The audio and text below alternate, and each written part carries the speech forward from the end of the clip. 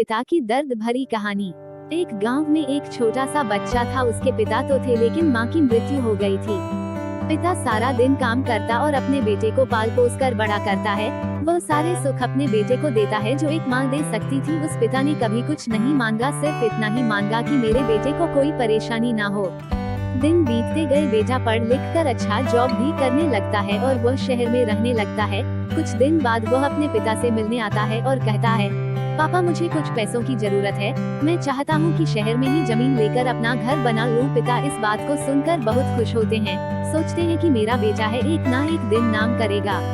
एक पिता की दर्द भरी कहानी। हिंदी कहानी। जिंदगी भर की बचाई हुई पूंजी को निकालकर अपने बेटे को दे देते हैं। बेटा शहर चला जाता है और उन पैसों से अपना घर बना लेता है। पिता इधर इंतजार करता रहता है कि मेरा बेटा फिर से आएगा, एक ना एक दिन तो मेरे पास आएगा ही। जाएगा कहाँ? उसके पास अब कोई नहीं जाता था, क्योंकि ना ही अब उस पिता के पास पैसे थे और ना ही रहने का जगह था। कुछ दिन बाद बेटा फिर लौटकर आता है और अपने पिता से कहता है, पापा अब आप दादाजी बनने वाले हैं। पिता को बहुत खुशी होती है। इस बात को सुनकर वह कहते हैं, तू मुझे मेरी बहू और पोता से कब मिलाएगा?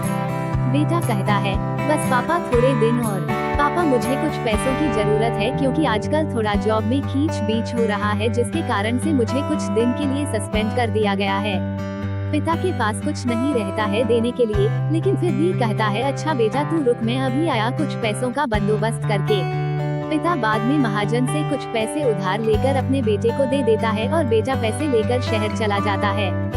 बरसों गुजर जाते हैं। पिता सोचते हैं कि मैं तो अब दादाजी बन गया हूँगा, मेरा बेटा पता नहीं मेरे नाती को लेकर कब आएगा। फिर सोचने लगते हैं, समय नहीं मिलता होगा इसलिए मेरा बेटा अभी तक आया नहीं, वरना आया जरूर होता। तब तक महाजन 2-3 आदमी को लेकर उस पिता के घर पर आता है और कहता है कि आपके वादे के मुताबिक मैं पूरे 3 महीने बाद आया हूँ अपने पैसे ले जाने। पिता कहते हैं, मेरे पास पैसे नहीं है देने के लिए। महाजन कहता है, जब पैसे देने नहीं थे तो आपने मुझसे उधार क्यों लिया? तभी पिता कहते हैं, ठीक है रुको, मैं तुम्हारे लिए पैसों का बंदोबस्त करके आता हूँ। और वहाँ के नजदीकी अस्पताल में चले जाते हैं।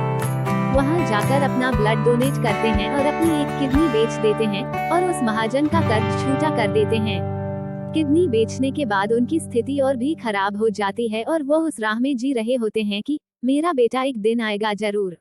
इस आस में जीते जीते एक दिन पिता की मृत्यु हो जाती है, परंतु उस बेटे को अपने पिता को आग देना भी नसीब नहीं हुआ।